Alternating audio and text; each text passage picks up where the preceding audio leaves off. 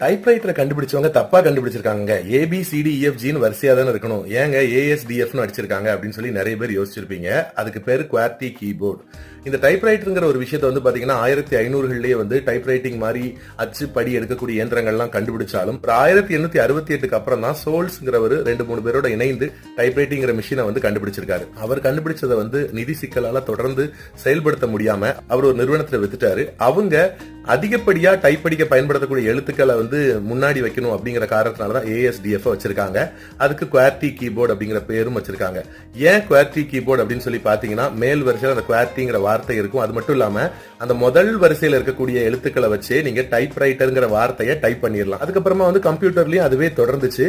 ஆனா நிறைய பேர் வந்து ஏன் நம்ம பழையபடி ABCDல இன்னும் வேற எழுத்துக்களை மாத்தலாமேன்னு யோசிச்சப்போ ஏராளமான விஷயங்கள் இதே மாதிரி தயாரிக்கப்பட்டுச்சு. திருப்பி அதை மாத்த வேண்டாமே அப்படின்னு சொல்லிட்டு அப்படியே விட்டுட்டாங்க. இன்னைக்கு வரைக்கும் அந்த QWERTY கீபோர்டு தான் பயன்பாட்டில் இருக்கு.